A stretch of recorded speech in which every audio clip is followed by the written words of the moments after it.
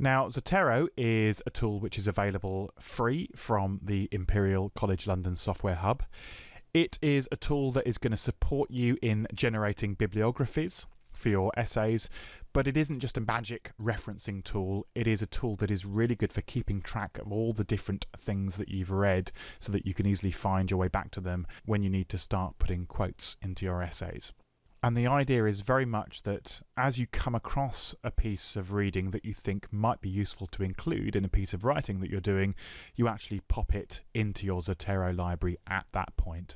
So we're going to have a look at the different ways that you can quickly get all manner of resources into your free Zotero library and then turn this into a bibliography in the essay that you're writing. But before we do this, it is worth pointing out this link here, which is Imperial College London's general page on referencing and referencing support that you can take advantage of via the library. There is a downloadable guide to different types of referencing, including Harvard and Vancouver styles. This piece of software is definitely going to streamline the way that you reference, but you still need to understand the referencing process. Now, you can either get to Zotero via the Imperial College London Software Hub, or you can just go straight to www.zotero.org to download and install the software directly. And it's worth just briefly looking at the download page because we have got a couple of options here. We've got Zotero, which is the software that you download and install either onto your PC or Mac, but there's also different browser connectors. So the default one is Chrome, but if we click on Zotero connectors for other browsers, then we can see that we've got a Firefox and Safari connector as well. And this is important because the idea is that you might be doing the majority of your research in the web browser, and these connectors allow you to quickly pull information from sources and put those into your Zotero library. So go ahead and download and install both of these, and you should have everything you need.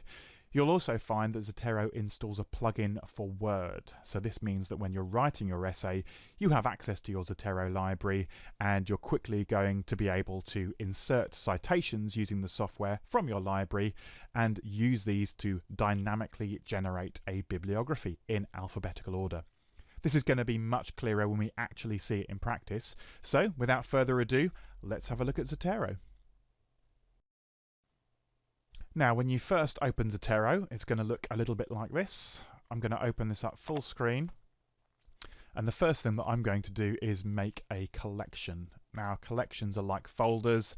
They're folders that you can use to store a number of different references that you might potentially want to use in your essay's bibliography.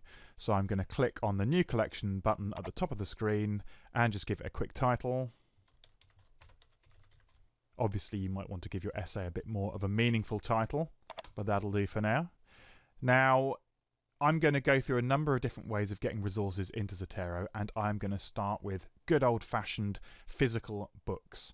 Now, we've got this icon here at the top of the screen that looks, I think, a little bit like a magic wand. And if we click on it, it asks us for an ISBN number or some other type of identifier.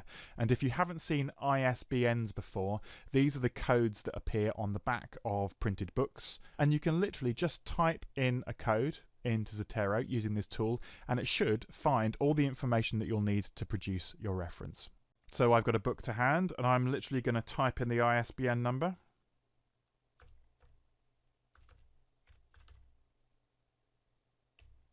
And when I press enter, we should find that it's pulled out all the relevant information that I'm going to need for that particular publication. Nice and easy.